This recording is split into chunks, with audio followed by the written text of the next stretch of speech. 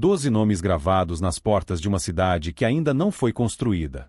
12 pedras preciosas carregadas sobre o peito do sumo sacerdote cada vez que ele entrava na presença de Deus. 12 histórias que começaram com lágrimas de mulheres ignoradas e terminaram atravessando o tempo inteiro da Escritura, do Gênesis ao Apocalipse, sem jamais sair de cena. Quando a maioria das pessoas ouve falar nas 12 tribos de Israel, imagina uma lista de nomes difíceis de pronunciar, relevante apenas para quem estuda história antiga. Mas há algo muito diferente escondido ali. O que parece um registro genealógico é, na verdade, um mapa espiritual.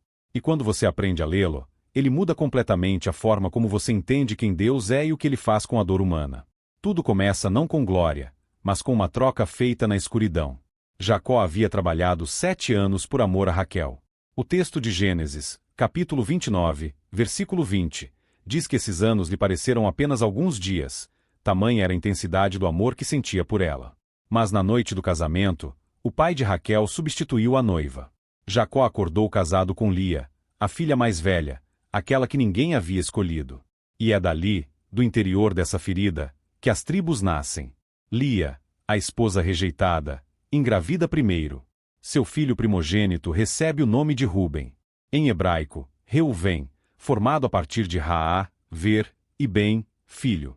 As palavras que ela pronuncia no nascimento estão registradas em Gênesis, capítulo 29, versículo 32. O Senhor atentou para minha aflição, e agora o meu marido me amará. A primeira tribo de Israel nasce do desejo de ser vista. Não de uma conquista militar. Não de um decreto real. De uma mulher que se sentia invisível, dirigindo-se a um Deus que, segundo ela própria testemunhou, a enxergou quando ninguém mais enxergava. Isso não é detalhe. Isso é o alicerce. O segundo filho se chama Simeão, Shimon, da raiz chama, ouvir. Gênesis, capítulo 29, versículo 33. Porque o Senhor ouviu que eu era preterida, ele me deu também este filho. Deus viu. Depois Deus ouviu. As 2 primeiras tribos são testemunho duplo de que ele presta atenção naqueles que o mundo decidiu ignorar. O terceiro filho é Levi, do hebraico lava, que significa ser unido, ser ligado. Gênesis, capítulo 29, versículo 34. Desta vez o meu marido se unirá a mim, pois lhe dei 3 filhos.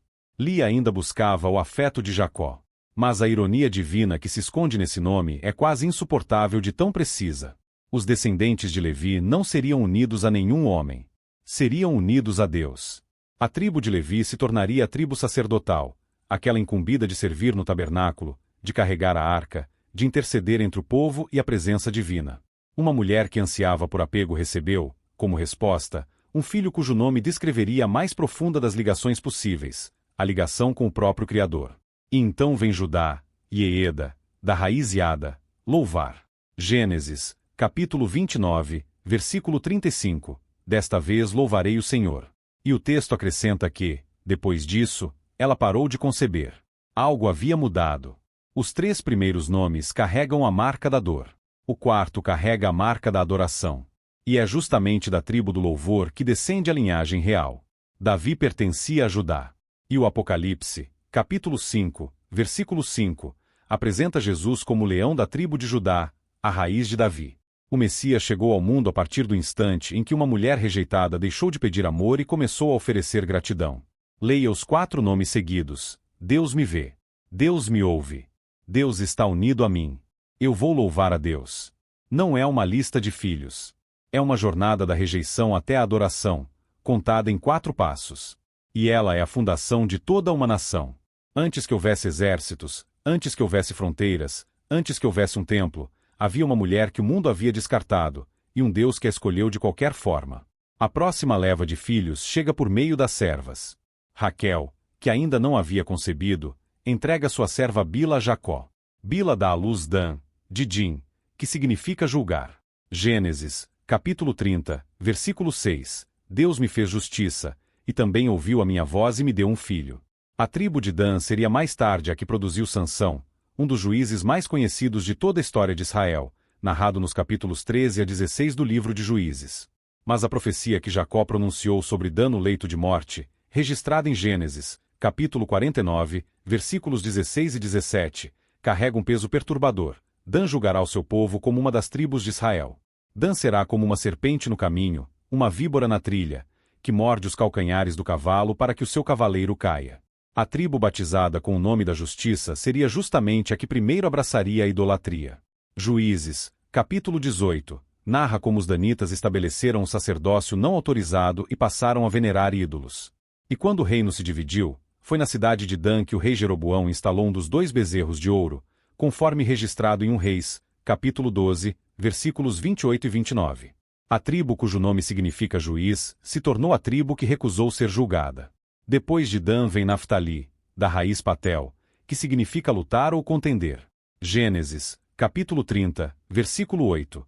Com lutas de Deus tenho lutado com minha irmã, e tenho prevalecido. Naftali nasce da rivalidade. Mas o território que essa tribo habitaria no norte de Israel, na região da Galileia, receberia séculos depois uma das mais extraordinárias promessas da profecia bíblica.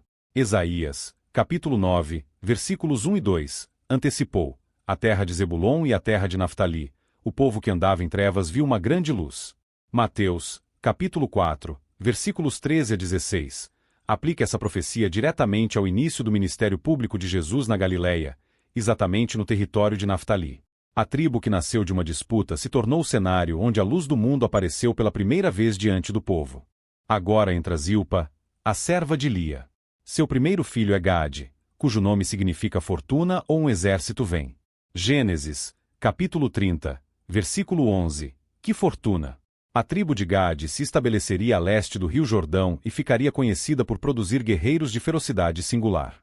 1 Crônicas, capítulo 12, versículo 8, descreve os gaditas que se uniram a Davi no deserto, homens valentes, treinados para a guerra, que manejavam escudo e lança, cujas faces eram como faces de leões e que eram ágeis como gazelas nas montanhas.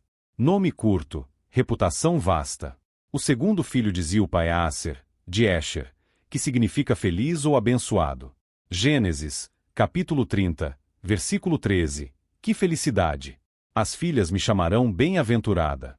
A profecia de Jacó sobre Aser em Gênesis, capítulo 49, versículo 20, diz que o pão de Aser será rico e ele produzirá iguarias reais.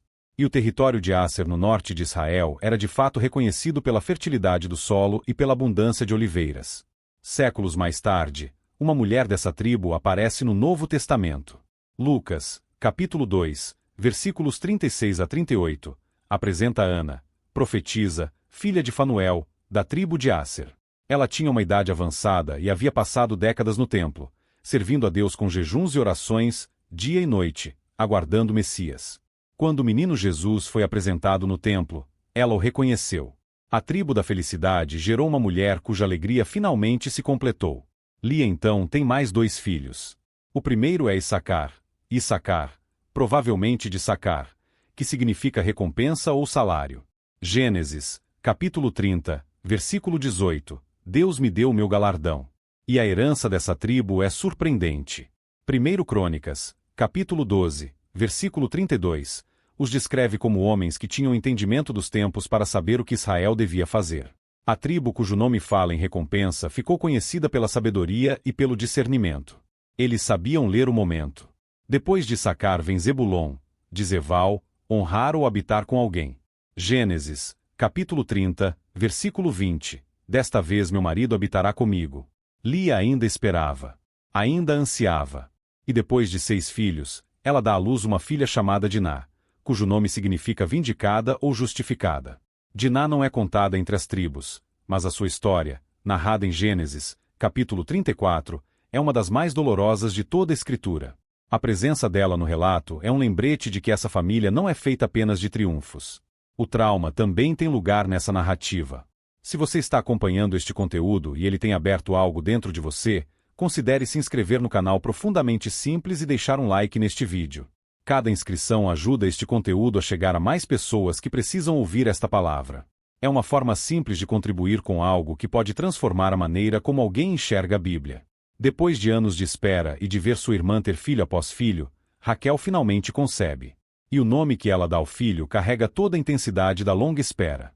José, Yosef, de Yosef, que significa que ele acrescente. Gênesis, capítulo 30, versículo 24. O Senhor me acrescentará outro filho. José é o filho do desejo que tardou. E a vida dele inteira vai espelhar exatamente esse tema. Vendido como escravo pelos próprios irmãos em Gênesis, capítulo 37. Falsamente acusado em Gênesis, capítulo 39. Preso e esquecido em Gênesis, capítulo 40. E então, no tempo de Deus, elevado à segunda posição mais alta de todo o Egito em Gênesis, capítulo 41. A história de José ocupa 14 capítulos do livro de Gênesis, uma das narrativas mais extensas de toda a Bíblia. E a bênção que Jacó pronunciou sobre ele no leito de morte, em Gênesis, capítulo 49, versículos 22 a 26, é a mais longa de todas as 12. José é um ramo frutífero junto a uma fonte, cujos galhos se estendem além do muro. Os arqueiros o atacaram com amargura, atiraram nele e o odiaram. Mas o seu arco permaneceu firme, e os braços de suas mãos foram fortalecidos pelas mãos do poderoso Deus de Jacó. Um ramo tão produtivo que transborda além dos próprios limites. Essa imagem diz algo sobre o que Deus faz com a dor de quem permanece fiel. Os arqueiros atiraram, mas o arco não cedeu. E aqui a matemática das tribos se torna interessante. José não forma uma única tribo. Antes de morrer, Jacó adota os 2 filhos de José, Efraim e Manassés, e concede a cada um status de tribo plena. Efraim vem de para, ser frutífero. Manassés vem de nasce, esquecer, pois Gênesis, capítulo 41, versículo 51, registra José dizendo: Deus me fez esquecer todo o meu trabalho e toda a casa de meu pai. José recebe uma porção dupla por meio de seus filhos. Por isso algumas listas bíblicas apresentam 12 tribos sem José, mas com Efraim e Manassés. Outras listas incluem José, mas não seus filhos. O número permanece em 12, mas os nomes se alternam conforme o contexto. O último filho de Raquel é Benjamim. E o seu nascimento é o mais doloroso de toda a lista. Raquel morre no parto.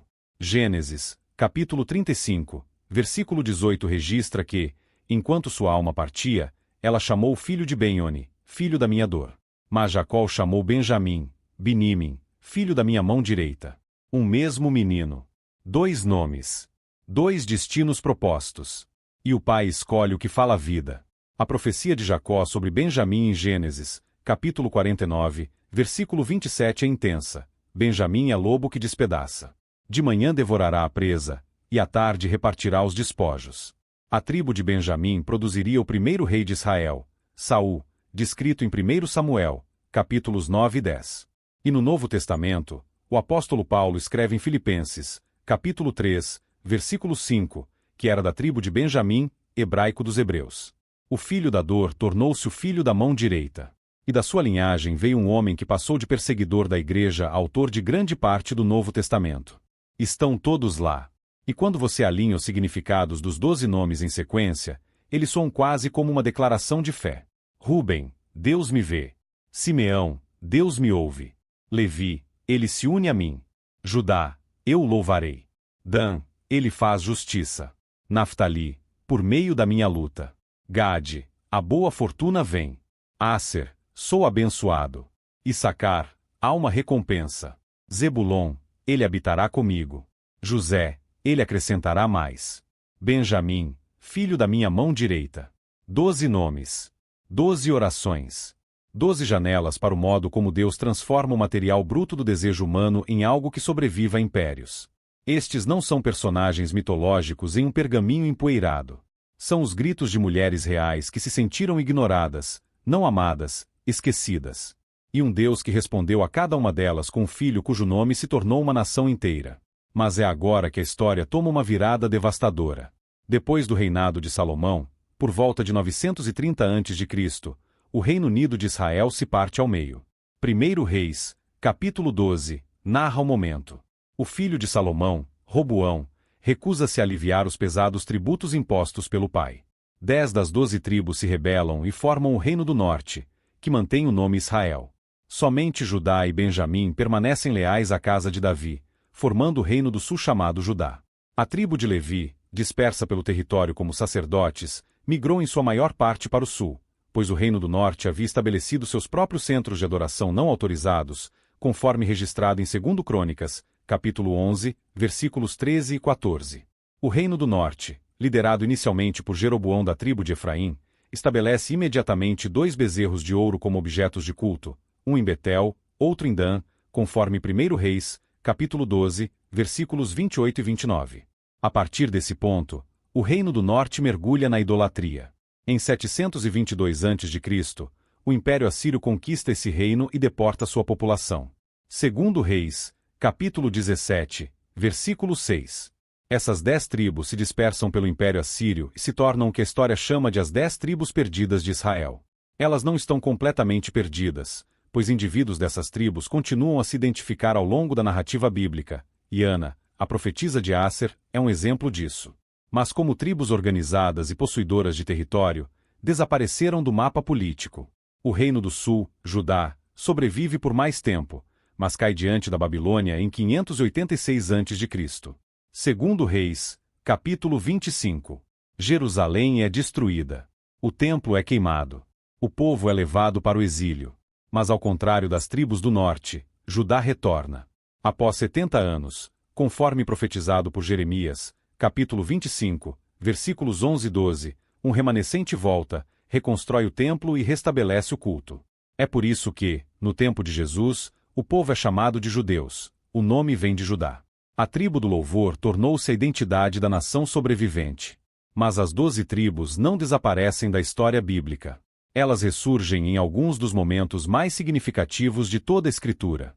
Um desses momentos está escondido nas vestes do sumo sacerdote. Êxodo, capítulo 28, versículos 15 a 21, descreve o peitoral usado pelo sumo sacerdote ao entrar na presença de Deus. Ele era chamado de Oshim, o peitoral do juízo. Nele estavam cravadas 12 pedras preciosas, dispostas em 4 fileiras de 3, e cada pedra trazia gravado o nome de uma das 12 tribos. Cada vez que o sumo sacerdote entrava no tabernáculo, ele carregava a nação inteira sobre o peito, não nas costas como um fardo, mas sobre o coração, próximo aos seus batimentos.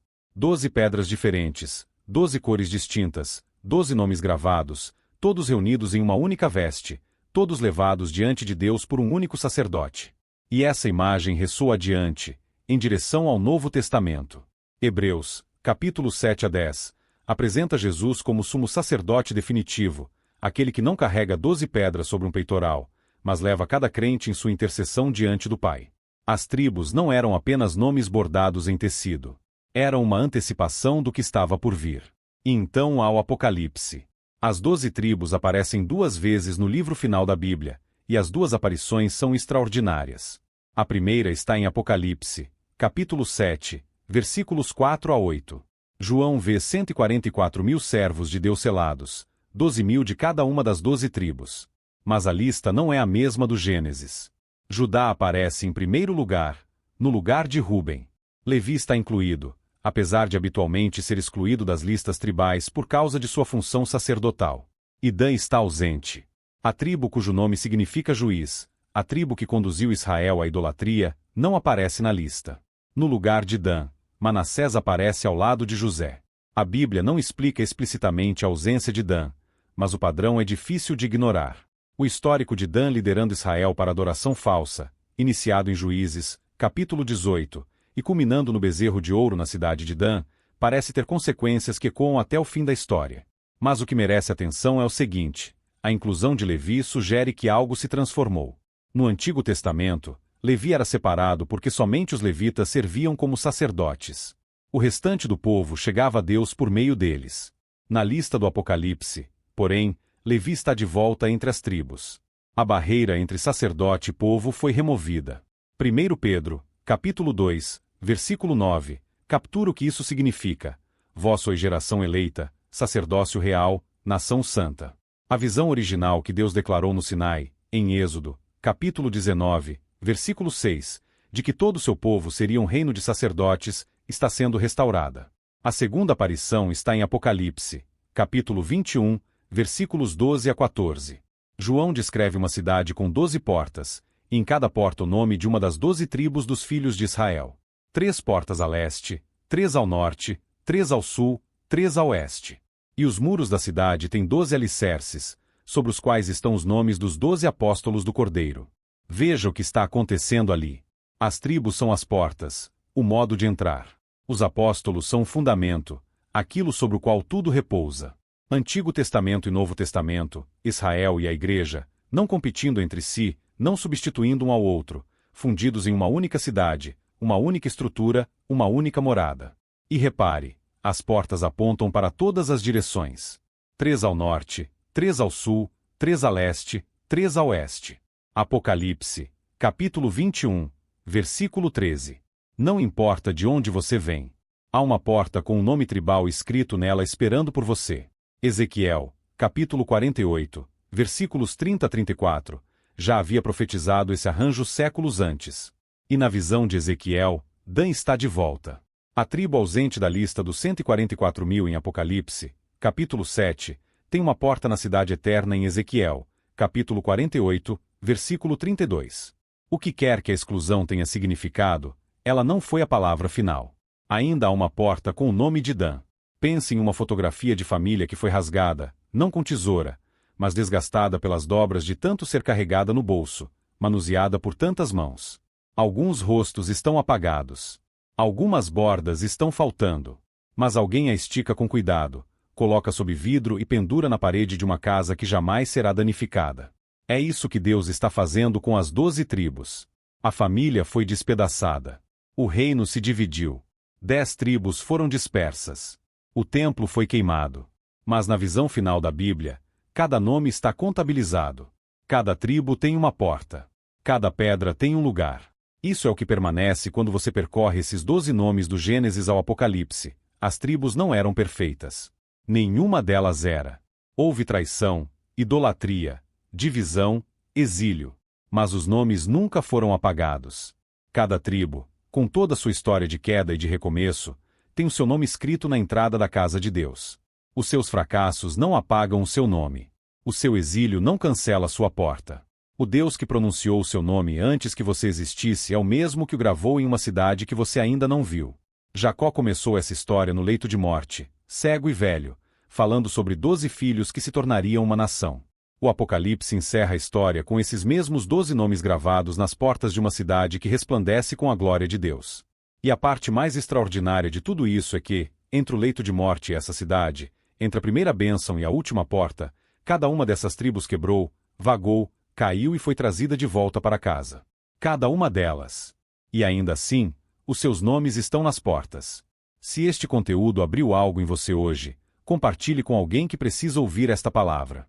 Se você ainda não está inscrito no canal Profundamente Simples, este é o momento. Cada inscrição ajuda esta mensagem a alcançar mais pessoas. Deixe também um comentário abaixo, mesmo que seja uma única palavra.